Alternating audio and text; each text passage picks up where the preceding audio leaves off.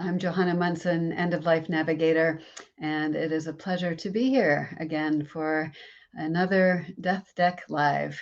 I do these every Wednesday at 2:30 in the afternoon Pacific time, and it's an opportunity for you to maybe think about a topic related to end of life planning that hasn't come up, or provide you with a way to talk about it with your loved ones. That is my shtick. I want to get end of life planning out there, let people know that this is a way to reduce your anxiety about death, to find some peace of mind, and very importantly, to deepen your relationships with those around you. And before we get to the card, I would just like to take a moment and ask you to put your feet on the floor. Take a look outside. Just get yourself grounded in the nature of where you are, wherever you are. Where I am, it's actually a warm afternoon. It's in the mid 50s. Not sunny, but not raining. So that's wonderful. Went out for a lovely walk this morning. You can tell it's humid. My hair is puffy and yeah. So just go ahead and notice where you are and take that breath in. And we're here to use this card game called the Death Deck. And this is available online at thedeathdeck.com. I like doing this because it's a unique, easy way to have some conversations about end of life planning and death. So today's card is a multiple choice one. This is what they look like on the outside, and then you turn them over, and they've got some questions and some options. Sometimes they're just a prompt that you can think about. So today's question is, growing up, my family dealt with death in one of these three ways. First, by talking openly, sharing feelings, stories, and dark humor. That was not the case for my family, but wouldn't that be wonderful if there was this feeling that we want to create connection so that we can support each other in as we grow old, as we have challenges, whether they're from age or from other disability. What can we do to support each other, share our feelings, right? In my family, sharing feelings was not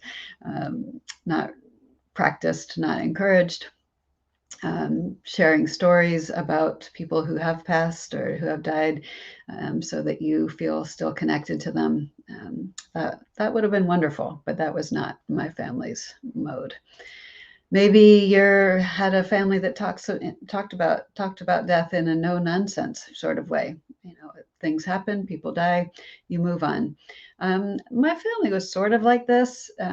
They were not emotional and didn't share feelings. I remember when my father's mother died, we called her Boo. She was always super busy, always getting stuff done in her house. And at her funeral, we had an open casket, and there she was, still looking like herself because she was embalmed and had makeup on and was dressed in one of her. Oh, she wore these amazing wool tweed suits. It was so classy, but she didn't look like herself. She wasn't herself, and so that image of just this disconnect between who she was as I knew her and who she was there. It was not easy to handle, but we never talked about that. My dad never said anything about the fact that she was gone. My grandfather was still alive, and he was very hurt and upset, but didn't share that that I can remember. So maybe your family is more of this mode.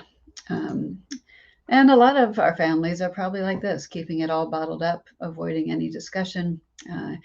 That is more the norm than we would like to see. And maybe things are changing, right? Because you are interested in this topic, because you're here, you have an advantage. You can change the patterns that you grew up with. If they're positive patterns and you talk about feelings and aging and these issues openly, fantastic. Keep doing it. One suggestion of how to do that is to just use things that come up in the media, whether it's in a newspaper or a TV show or some movie that you watch. Somebody shared with me just recently that there was an episode of the new Sex and the City where Mr. Big dies suddenly. And they actually, address that, maybe not totally realistically, some reviews I've read, but the fact that it was in there shows that this is in the public eye, that it's part of the culture, especially as the pandemic continues to rage on. So find these opportunities and make a commitment to just having one conversation, whether it's with a daughter or a son or a parent or a loved one, your partner, your spouse.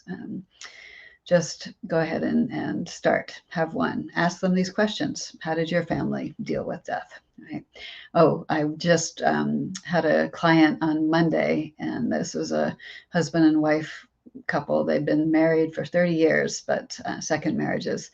The wife, I could tell, was not quite as into talking about it.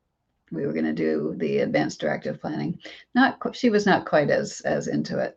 The husband was like, "Let's get it done. I'm ready to fill out these documents."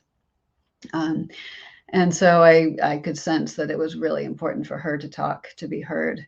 And she shared some stories about her parents' deaths that he had never heard. And that was such a gift to me to see that they trusted me to be so open, so vulnerable with each other. And so that's the potential. Deepen your relationships, create those connections, and find peace. So I will leave us with that thought. Remember, planning brings peace, and that is my wish for you.